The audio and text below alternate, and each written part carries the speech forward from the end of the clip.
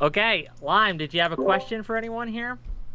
I was talking to Destiny about the manhood thing. I think that the traits that women typically look for men, older, taller, making more money, is that they want the man to be a Just real quick, protector. if I remember, do you have a question or is this a statement? Well, I was just challenging like his view on Okay, that go the ahead. man. Yeah, I think that that's either consciously or subconsciously they do want the man to be that protector. I don't think that has just gone away just because we live in like our modern society. I think it is deeper than just they're making more money. I mean, yeah, if you want to feel that way, then you can feel that way. But you're just like sending men down a road of like getting perpetually fucked. Like the reality is that just being a protector is not going to be enough to get any woman in a relationship with you because nobody's realistically making selections like that.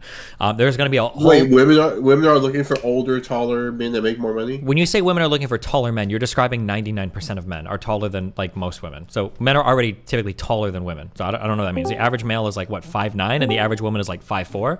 So But it's that they want that. It's not that like if a guy came up to them who was shorter than them, they would say, "No, I don't want you because yeah, I that might be the desire case. you And to if a be guy came taller." up to you with one leg, yeah, you probably also wouldn't want that guy. Like people are going to You, make like you compare one leg. Come on, because the be chance of real, being like- shorter than a woman are probably pretty low. I imagine it's probably what like 10% of guys or whatever or lower. No, it's nowhere near that. Are shorter than the average woman? Well, the average man is 5'9" or 5'10" or like 5'9.5". Hispanics are bringing us down based. But it's like 5'9" or around there. And the average woman is 5'4". You're like multiple deviations off the normal male height to be shorter than the average woman. So when you say like a woman is looking for a taller guy, that's going to be true of almost all men. Like that's just by default. But no, I think what he meant is not like taller as compared to the woman. Obviously, I mean that's a big part of it, but just taller, like the taller the better, like over 6 foot. Like Yeah, lot of I mean women prefer maybe, that. but I mean like same thing for guys. Like the bigger the boob, the better. The better the pussy, the deeper the throat. I mean like yeah, there are going to be And things there's that people. reasons for that.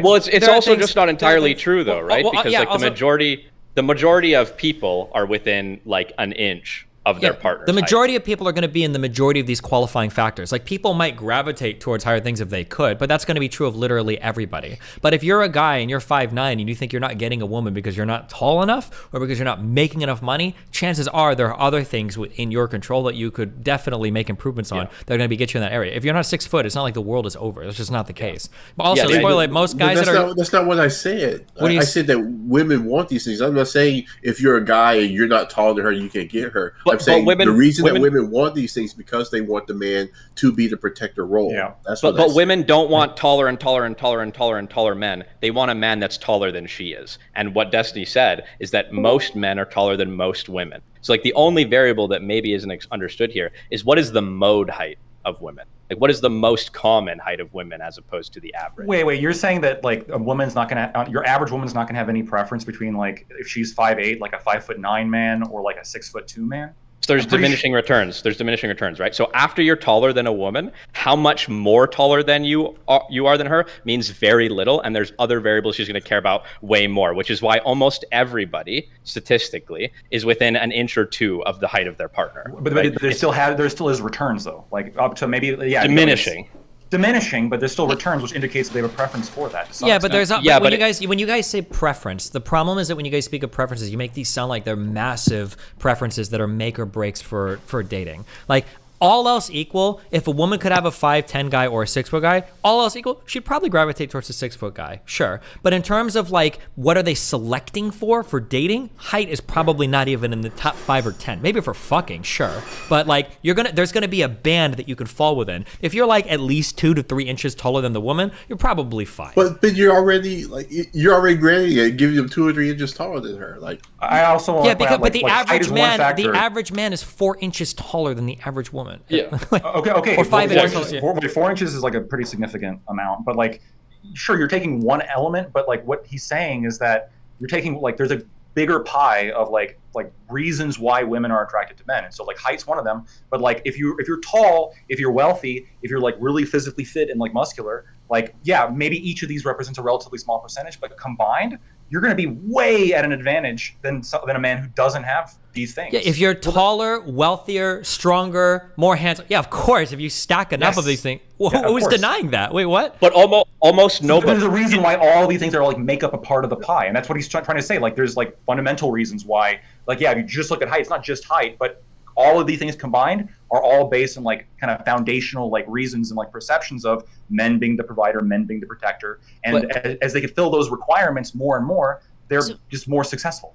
But almost nobody is all of these things. Yeah, and the problem is you guys are the problem is that you guys are holding up this ideal of like a very tall, very wealthy, very handsome man. That's like such a minority of like most men are going to be tall enough to fit that role. Most men are going to be strong enough to fit that role. Most men are going to be, probably because men still tend to out-earn women, are going to be fitting that role. Like these aren't the big things that you probably need to focus on as a man. This is the problem with the red pill ideology, is it's sending men down the wrong path. The average man is hitting most of these things with very little effort. The average man is taller, stronger, whatever, probably looks decent enough for a woman. There are other parts of their life that they're not filling that hole in. And the idea that you just need to be more tall, more masculine, more strong, more wealthy, only like 1% of men are going to be such outliers there that they're going to be able to get a girl on one of those traits.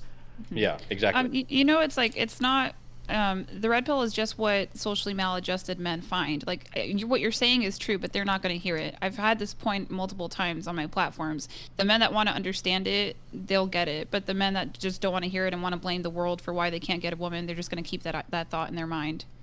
Yeah. So, Hold on. What's being overlooked here, what is absolutely being overlooked here with that red pill ideology is that entire thing, to me as a woman, feels like a complete cope of hating the men who are 6 foot rich, all of the above, and this ideal man that's such a small minority. To me, it just looks like you absolutely fucking despise that guy. And I'm personally happy that that guy is getting what he wants. My concern is that we're all getting what we want as best as we can, as long as it's something that's good for everyone.